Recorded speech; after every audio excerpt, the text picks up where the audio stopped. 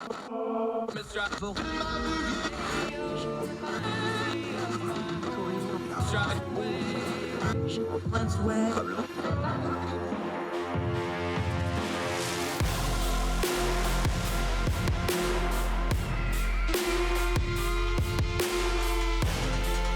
your host, Andrew Donaldson.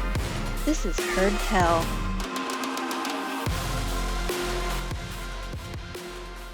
It's Heard Tell Show. I'm Andrew Donaldson. Thank you so much for joining us. It is Monday, December the 20th. We're almost there to Christmas and the holiday season, and we hope this holiday season finds you and yours well wherever you are across the street or around the world. Appreciate your time today as we start yet another week as we careen towards the end of the year of our Lord 2021. Remember when we were so looking forward to it, so 2020 would be over. And now we're saying the same thing about 2022. Of course, that's an election year. So for those of us that are doing culture and politics, keep your bearing. Don't get your hopes up. As one person on Twitter said the other day, walk into it. Don't claim 2022 to be your year. Walk in slowly. Be quiet. Be respectful. Don't touch anything. That's probably a good way to touch it. A couple things we are going to touch on today. M. Carpenter, our legal eagle expert, senior editor at ordinary-times.com. She does her weekly Wednesday writs. We talked to her about what she covered in this past edition, where she talks about the Supreme Court, things like the coming abortion debates, the hold on SB 8 down in Texas. She's going to break all that down for us in a little bit. Also going to talk a little bit more about COVID and how that's breaking through the news cycle yet again. I don't know that it ever actually went away, but it certainly popped back up with the Omicron variant. We're going to talk about that and turn the noise down on that.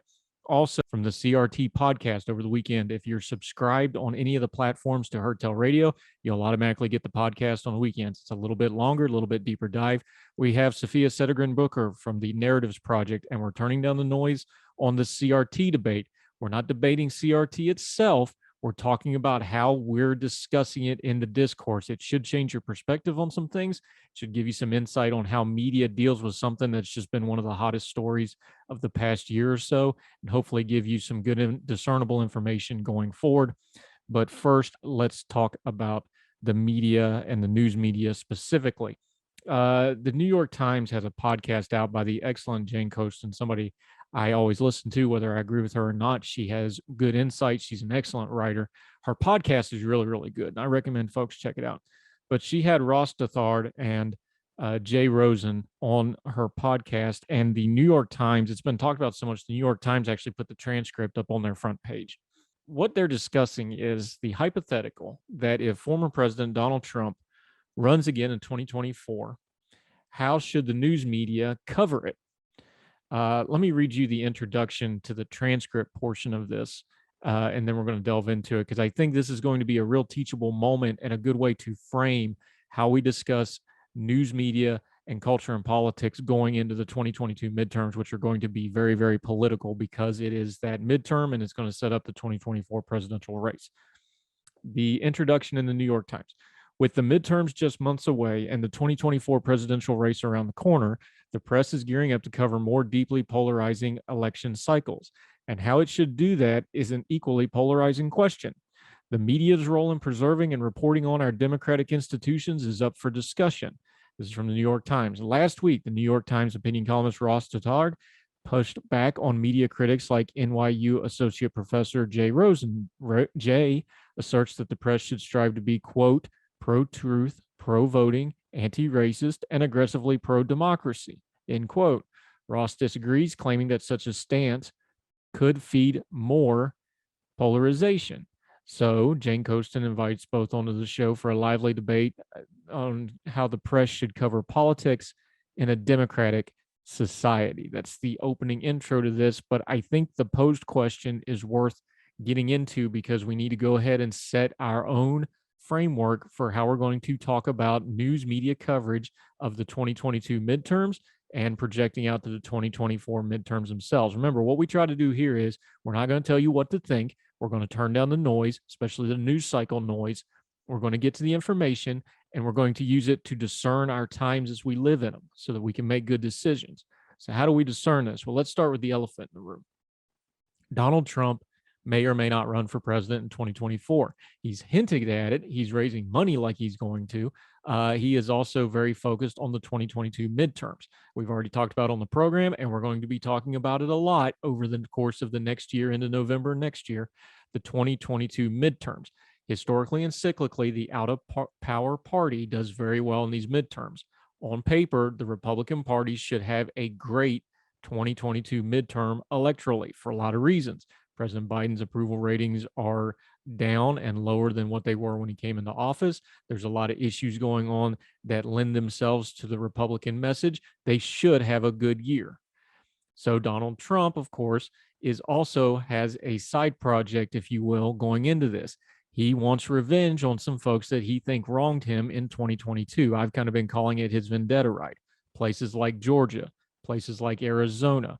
We're going to have to watch them very closely because he is picking candidates and supporting folks, not just to support the party as a normal candidate who used to be the president would, but for his own ways and means of returning to 2020, relitigating that, and paying back, frankly, certain officials like Raffensperger down in Georgia, Governor Kemp in Georgia. He's openly saying, we're going to primary you because you did not support my efforts after the election when he was alleging voter fraud and these other issues. That's just the environment this is going to be in. Let's address the elephant in the room, though. Nobody knows for sure, probably not even Donald Trump himself, whether he's actually going to run in 2024 or not. Not say he is, not fundraise off it, actually file the paperwork and do the campaign. He could, he might. We have a couple things that happen before then, though, that we need to take pause on. If he doesn't do well with his candidates in 2022, would that affect it? If the candidates he picked don't win their primaries, does that affect it? Or is he just going to run no matter what because he thinks he was cheated and it goes to his brand and he can continue to fundraise and other things, and he may run regardless of any other circumstances? All those things may come to pass. And us guessing and tea leaving it is probably not overly helpful. So let's just set that aside for 1 second about 2024. But if he does run, this idea about media coverage, how should the media cover? Folks like Jay Rosen, who's a media professor and a journalism professor, he's advocating that the media should be more advocacy based. And other people, I don't know that Ross was specifically saying it this way. I don't think it's a fair characterization, but just to kind of summarize, that the media should be more objective, more reporting just the facts. So how do we turn down the news on this? Because this is going to be a dominant thing, because let's be honest here, the thing the media and the news media likes to cover more than anything else is themselves and how they cover everything else.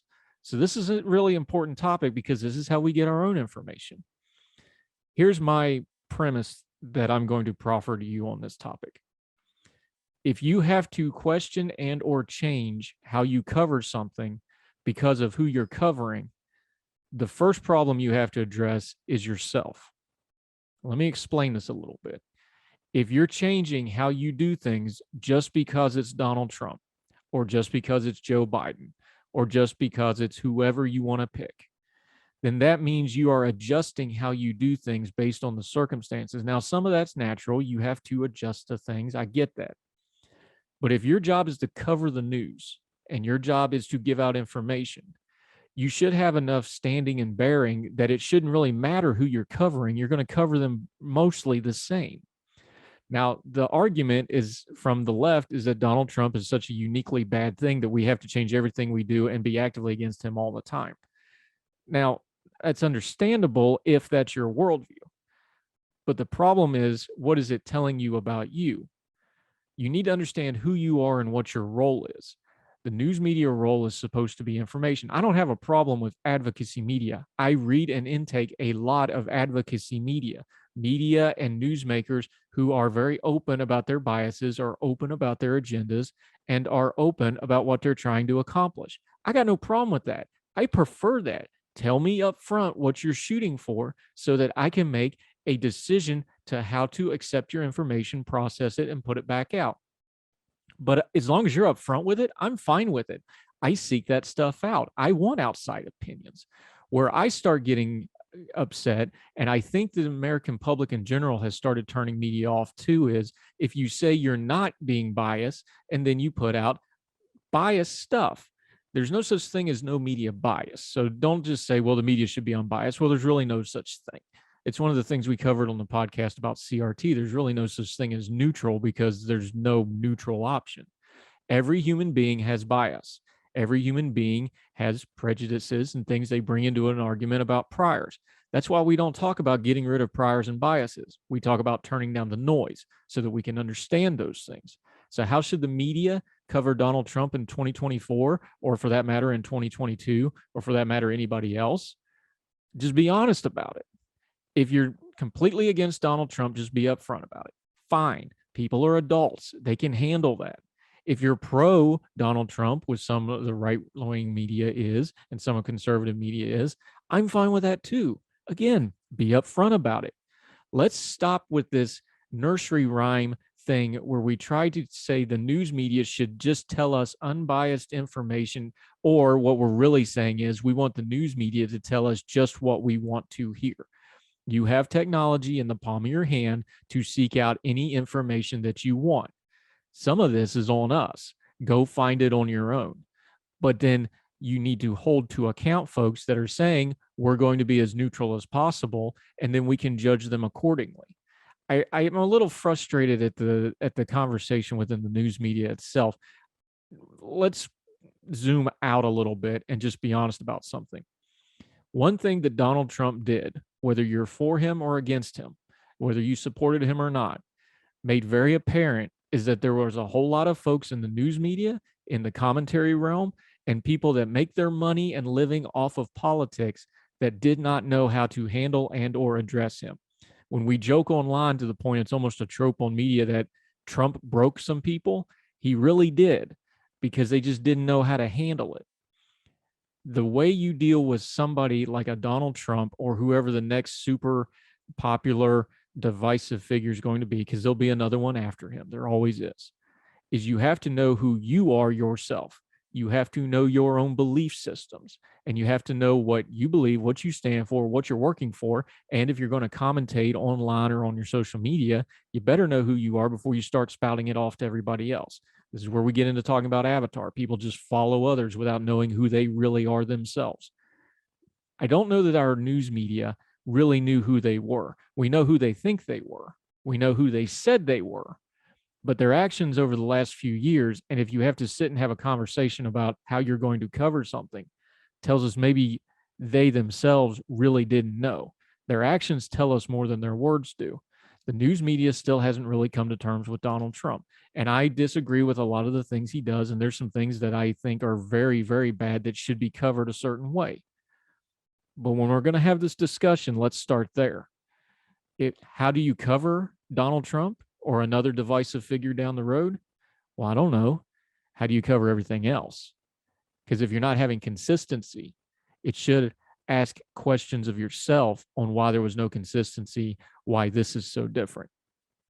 We like to pretend that Donald Trump is this once in a lifetime thing, but really he's just packaging on something that's happened before and will happen again. There'll always be derisive figures. There'll always be figures that come and go. We should try to be as consistent as possible. We should demand not no bias, not taking one side or the other, but it is fair of our news media to demand some consistency. And they don't seem to be doing a very good job of that. Thank you for listening to Heard Tell today. If you're watching on the YouTube or on any of the podcasting platforms, or if you're listening on the streaming with the Big Talker online, the radio, we sure appreciate that. Whether you're on their app, on their Listen Live tab, or on their Facebook feed, we sure appreciate you all. We're going to talk some legal stuff with Carpenter later on, talk a little bit of COVID, lots more on the program. Heard Tell Radio, right after this.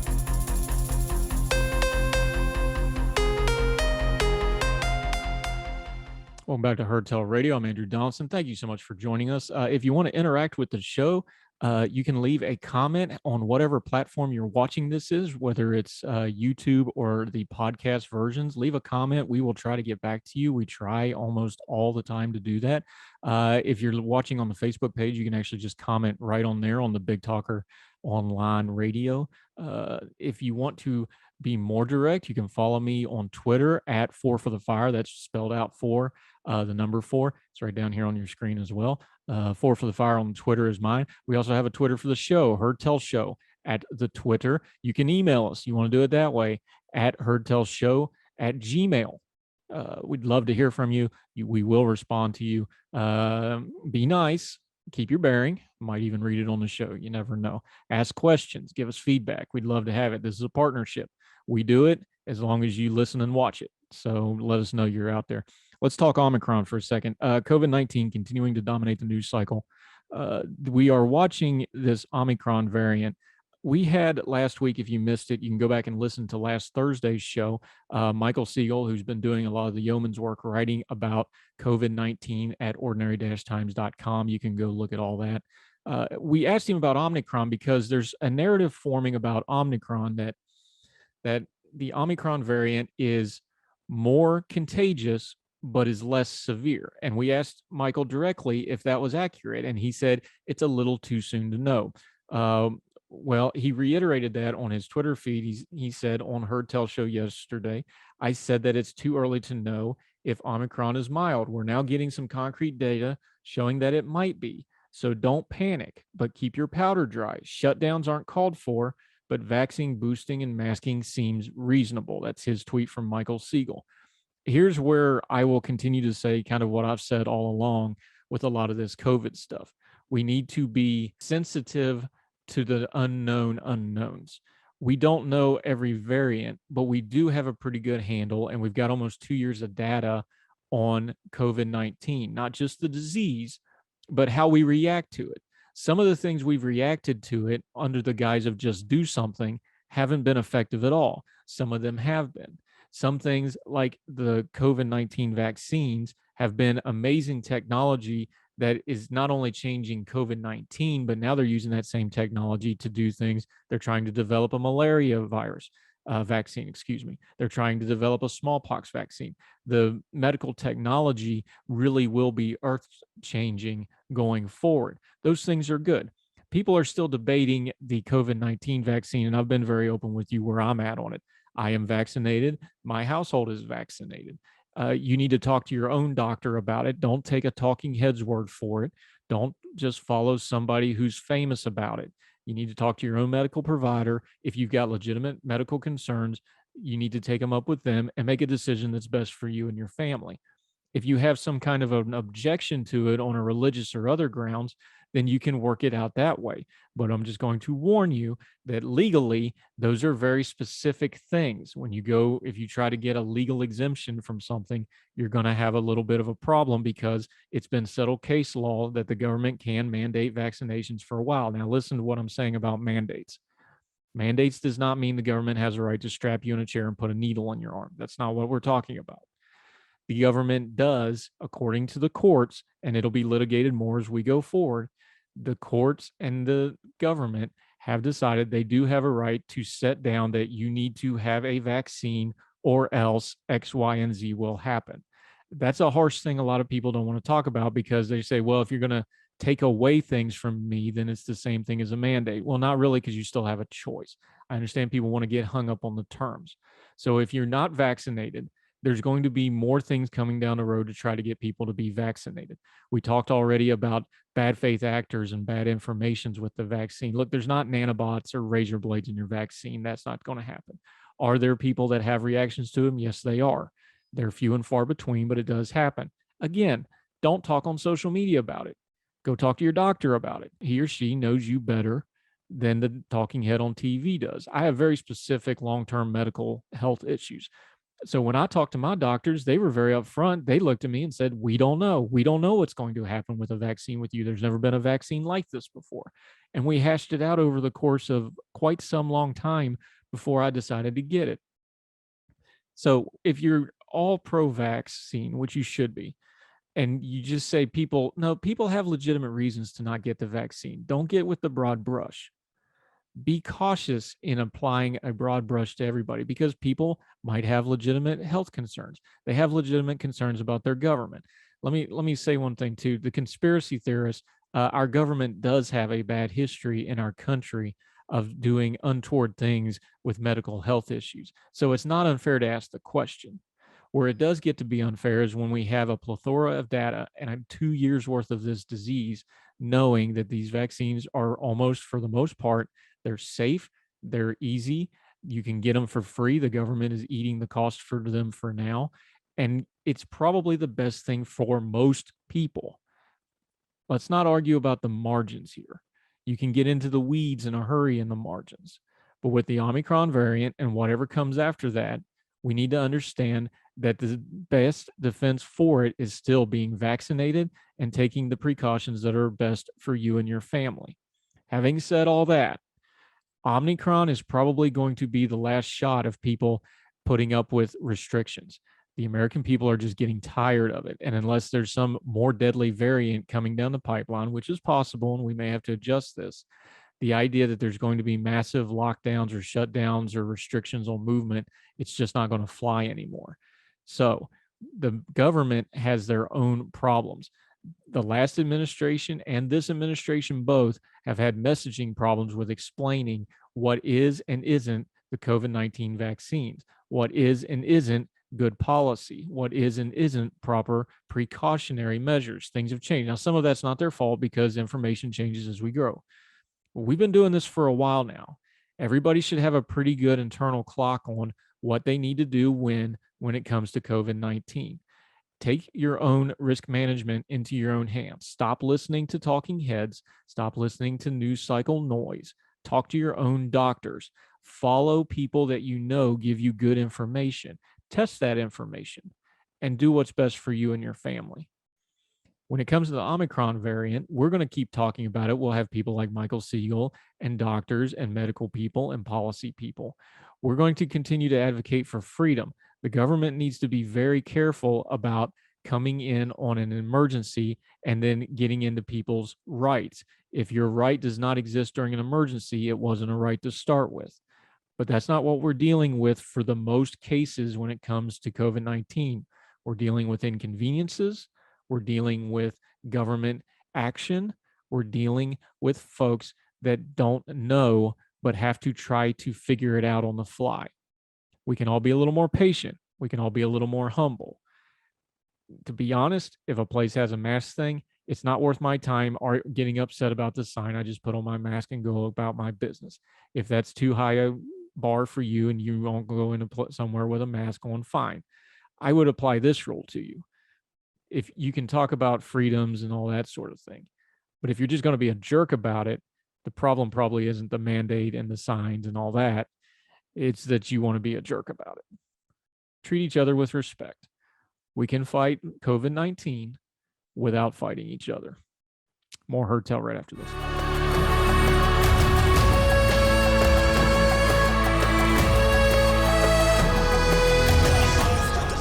Back to Herd Tell Radio, and we have M. Carpenter joining us, our legal expert, back on the show again. She is a regular to explain these things that are complicated legal matters so good that even I can understand them. How are you, ma'am? I'm well, thank you. How are you? I'm good. She's also a senior editor at ordinary-times.com. It's where she does her writing, including her Wednesday Writs feature, which this week involves SB 8. Let's start with some nomenclature on the Supreme Court here. What is a slip opinion? Because you wrote in Wednesday Writs about this SB 8 standing. Before we talk about SB 8 and the abortion issue again, what is a slip opinion and why is that different than just the, no, we're not going to hear this, yes, we're going to hear this, with the sense that we've been commonly seeing? What is a slip opinion? Explain that to us. A slip opinion is sort of a first version or first draft of a full opinion. So it's sort of a hot off the press. It's not in a book anywhere yet. It's not in the official reporter. It's just sort of published out there for preliminary purposes.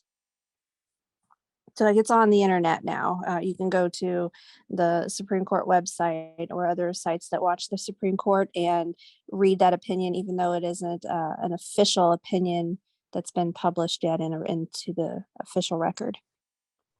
What is it about this SB 8 case that is getting people worked up? We know it's abortion, but underneath the abortion case, this is really a government administrative case. This is a constitutional law case. What is it, the underpinnings of this, that on the lawyer side, not the culture warrior and the online and the social media side, what is it, the legal underpinnings that have people so worked up about this case? Well, this case is about the extent to which a federal court can curtail a state law. And generally they can't.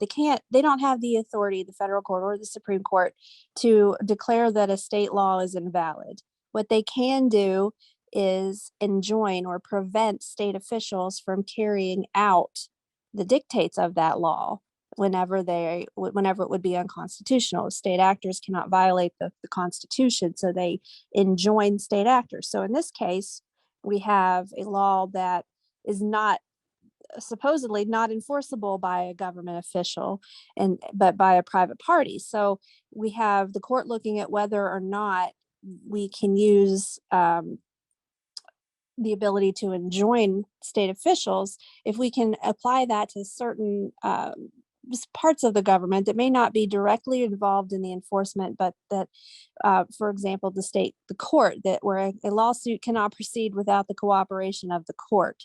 And so the petitioners in this case, which is Whole Women's Health versus Jackson, they are asking the state court judge and the court clerk to be enjoined from helping to carry out the dictates of SB 8, meaning filing a lawsuit, providing over it in court.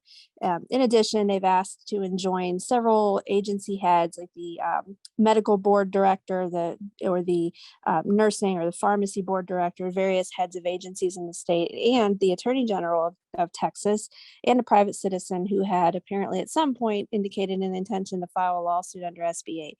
So here we are not only trying to enjoin this private citizen who might file a suit, but also several other government officials, the government officials part, Ex parte Young, which is the case that the court talked about a lot in reviewing this matter, says that you can enjoin a government official from setting in motion the dictates of a law.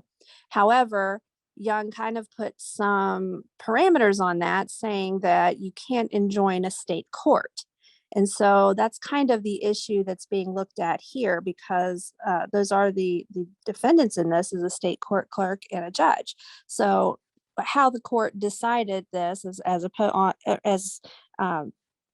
to those particular defendants is important, because that would be a notable change for a pre-enforcement challenge. One of the other things that's popping up in this, and you touched on it in your piece, is that we need to understand who the parties involved, because that goes to, standing, and that goes to how these court cases are going. We have the plaintiffs, the petitioners, Whole Women's Health, that's an abortion provider, but the defendants list is long and varied. Why is there so many people on the defendants list of this court case? We understand it's basically the state of Texas, but this is like looking at a football roster, all the different entities and people involved here. Why is that? Well, because of the way it's set up, and because they didn't wait for a bunch of lawsuits to come in against abortion providers before they proceeded, they had to look for other individuals to add to the suit. So, for example, the various agency heads that I mentioned, they have the duty to take action against violators within their profession. So, for example, the medical board, they have the requirement and the duty to pursue licensing disciplinary actions against doctors who violate certain laws, particularly of health-related issues or health-related laws and rules in Texas. So theoretically, if a doctor violates SB 8 by providing an abortion, the medical director, the medical board, is tasked with disciplinary action on this doctor because he has violated this health code, this health regulation. So the plaintiffs here have sued, saying that this is a state actor who would be enforcing this law because they would be taking action against the provider for having given an abortion. Of course, the defendants in this say that's not really not the same thing as enforcing the statute itself, because the medical board is not um, is not filing under SB8. They would be filing under a licensure issue or under their authority. They would not be necessarily filing a lawsuit under SB8. So they say that this doesn't apply. So when the court looked at this case, they first of all, they agreed flat out that the judge and the clerk should be dismissed from the case, that SB8 does not apply, the Ex parte Young does not apply to them because they are part of a court system. And Ex parte Young was careful to say we can't enjoin a court. But as to the various department heads, the court allowed this lawsuit to stand against them because they do, by the plaintiff's argument, that they are enforcing the law by punishing providers on their side of things if they violate SB 8. And the attorney general was also dismissed as well because the court said he doesn't really have any authority to do any of that. Although the petitioners say that's not quite true because the attorney general has the same authority as these various agency heads. So what we ended up with was 8 out of 9 of the justices agreeing that these various health agency heads were properly defendants in this suit. Justice Thomas didn't think that any of the defendants should be named in the suit, and it should be dismissed as to all of them. And of course, the dissent, which was Justices Sotomayor, Breyer, Kagan, and Chief Justice Roberts, disagreed that the court personnel should be dismissed out of the suit. Okay, so in layman's terms, what's happening here is they're kind of paring this down, right? Exactly. And they were careful to point out that this decision is not one on the constitutionality of SB 8 or lack thereof. They're not ruling on whether or not SB 8 is constitutional here.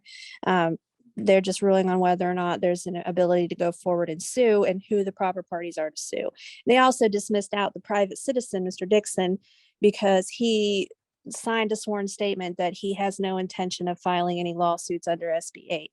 So basically what you end up here with is the court is saying you can continue to sue under this statute, but we are not going to allow you to sue the state, to stop enjoin them from the clerk from filing these suits when they come in, or the judge from hearing them if they come before him. So we're not done here. The fight's going to continue. The lawsuit's going to continue. It's just that the number of defendants is down to a handful of agency department heads. We're talking to him, Carpenter, attorney and senior editor at ordinary-times.com, writes a Wednesday Writ legal feature, her legal feature for this Wednesday Writ, dealing with the SB 8, that's the Texas abortion law that is before the Supreme Court now.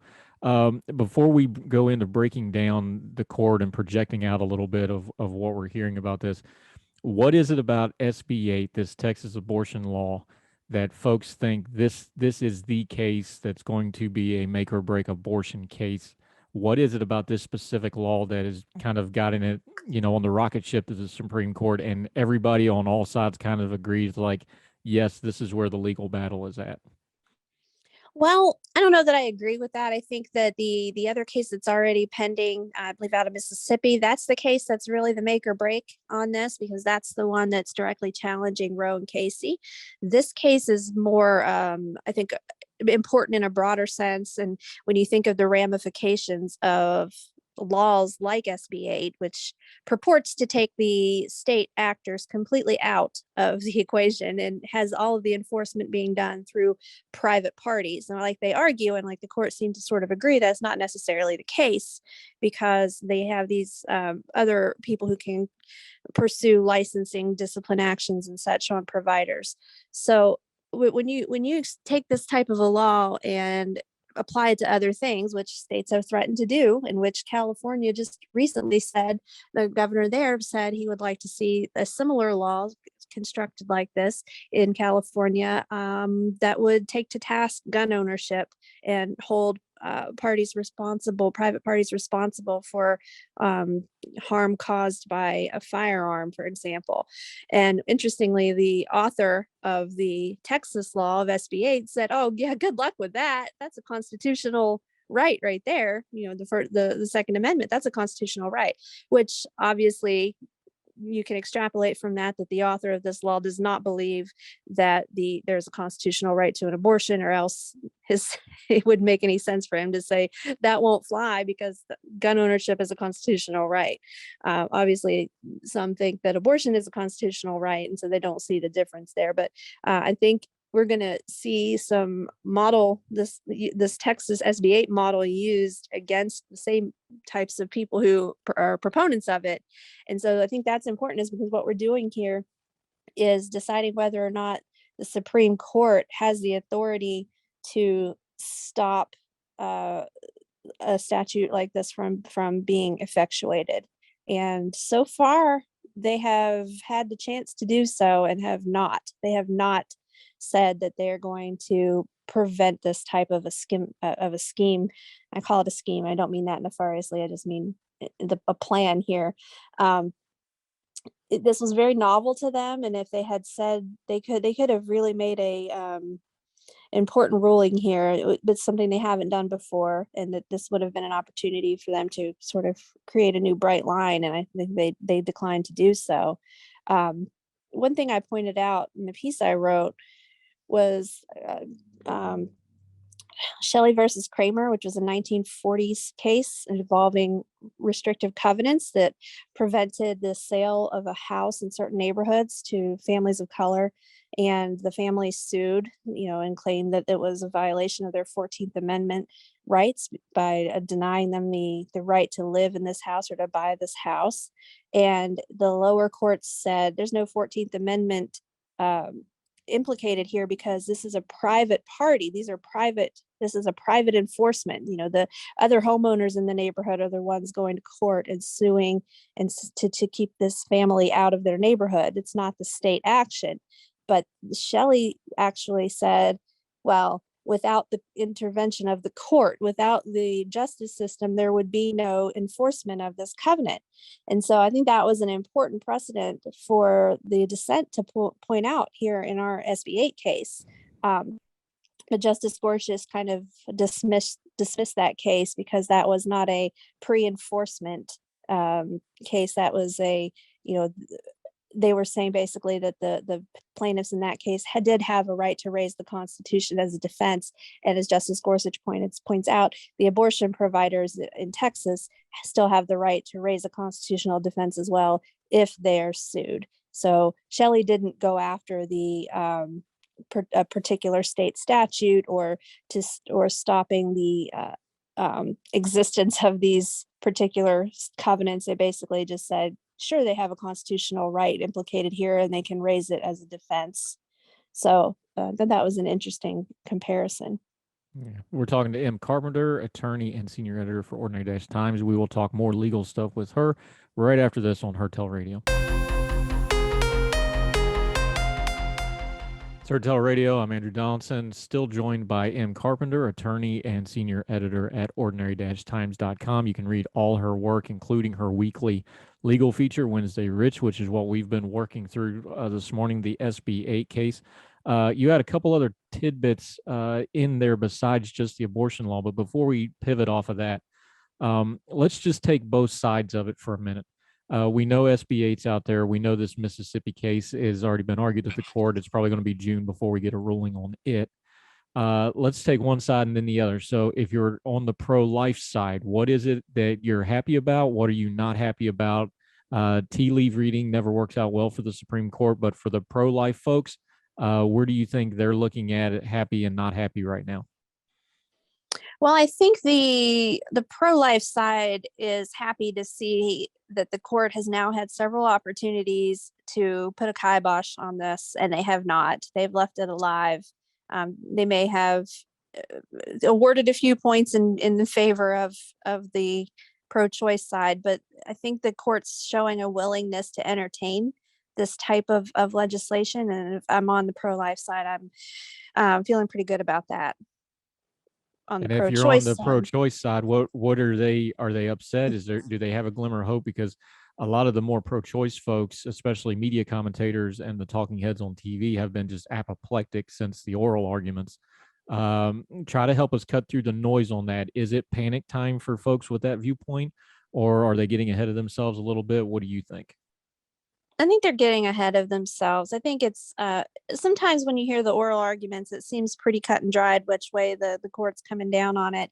But in this one, when with the oral arguments on this particular case, some of the justices seemed to be a little less willing to go along with what the state of Texas was trying to do here. We saw them pointing out that, aren't you, basically trampling all over our precedents and basically thumbing your nose at the court with this. But when it came down to it, they did go ahead and rule on this largely in favor of the defendants. But I think it's nice when we see for the pro-choice side, it's nice for them to see that the Chief Justice was ruling in their favor, even though it remains to be seen if his influence will extend beyond that.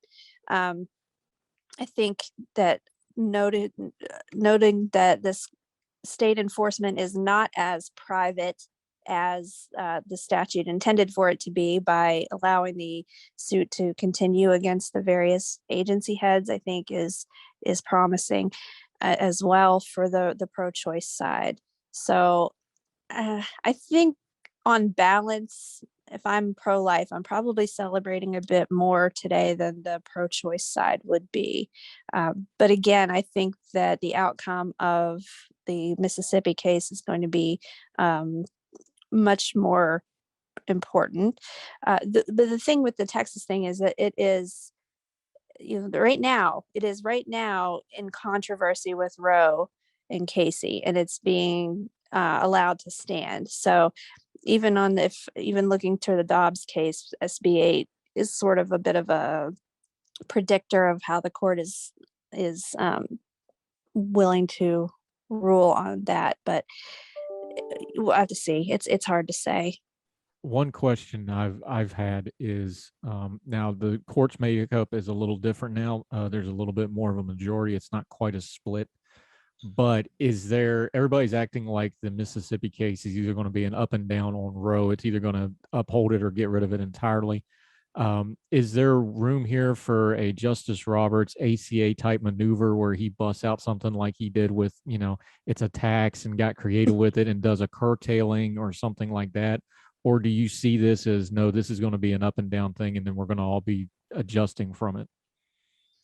It's a good question, and I would not be a bit surprised to find that there's some technicality that they hang their hat on. I wouldn't presume to guess what that might be, but they seem to find a way. If you think, like, for example, Masterpiece Cake Shop from a few years ago, the Colorado bake shop case with the gay wedding cake, that one, it sort of came out on the side of the baker, but it wasn't on the ultimate merit of what he was doing. It was, well, you didn't get a fair hearing below. They were too biased in their questioning. They made it, a bias against the baker, the Human Rights Commission, I believe it was, in Colorado. So, I think that the court likes to use those types of things when they want to avoid making a big decision. And another thing, though, to keep in mind is whether Roe and Casey is struck down or not does not just automatically mean that abortion is now illegal across the country. It's still going to be I would think this would be a state by state decision, depending on how they rule. But generally, I think that would be where we would end up. There would still be states where it's allowed. And unfortunately for the pro-choice side, there will probably be a lot of states like Texas that will make the cutoff date so early that it would effectively outlaw abortion across the board. Is it safe to assume, because you're a Supreme Court watcher, you explain it to folks like me so that I can understand it? You talk a lot about the Supreme Court. They're covered in a lot of stereotypes and narratives, but they're actually more complex when you actually look into them. Abortion isn't, when we get through these cases like the Mississippi case, like the SB 8 case, which is a state machination type of a case of how the states approach issues like this. I just don't see any way that abortion isn't still a dominant issue for the next 20, 30 years, either which way this thing goes. Is that how you kind of see it? Absolutely. And that's with or without the court. That's the part of this that I think people don't realize, is that nothing that comes of this is going to stop abortion or make it something that's women are um, interested in less than they are now. It makes it harder for them, but it's not going to go away. The fight's not going to go away. The pro-choice people are not just going to give up and say, well, I guess that's it for abortion. It's going to continue on, especially when you take away a right that's uh, been around for the entire lives of most women that are still alive right now, have lived with this a right throughout their lives, especially as definitely if they're in childbearing years. So I think that to think that this is going to make it go away, absolutely not. And then who knows what the court looks like in 10 years? Are we coming back again in 10 years with another case that flips it around again? And I think that's part of the issue, part of the problem you run into when you start messing with longstanding precedent. And I know some people would argue this is not longstanding precedent. What is it, 50, 60, 50 years now. That's longstanding for our lifetimes. It may not be in the greater span of the court longstanding, but it's pretty ingrained in our modern life. So no, I don't see the debate going away. Yeah. M. Carpenter helping us turn down the noise on what is undoubtedly one of the loudest issues going for years, and is going to get really, really loud here come the spring, summertime when this ruling comes down, and is probably going to be loud for some time to come. Let folks know where they can find you and follow you at Ordinary Times and elsewhere, because I really rely on you. You're one of my most trusted go-to places on legal stuff. Let folks know where they can find you.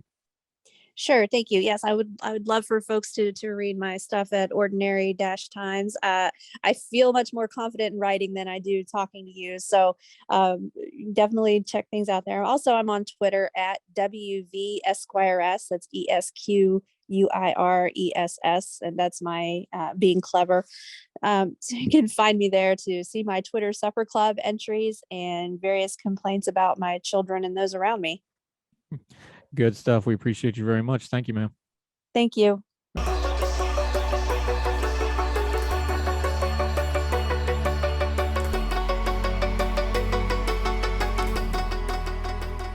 I'll do it for Heard Tell's show for this Monday. We sure appreciate y'all wherever you are across the street or around the world. Keep leaving comments and ratings. We appreciate it. Keep sharing us on your social media. Let people know where they can find Heard Tell Radio and also the Heard Tell podcast. The newest one about CRT with our friends from the Narrative Project is up. Make sure you check that out. Otherwise, we will see you tomorrow for more Heard Tell Radio. So wherever you are, across the street, around the world, we hope you're well. We hope you're well fed. We'll talk to you tomorrow. Y'all take care.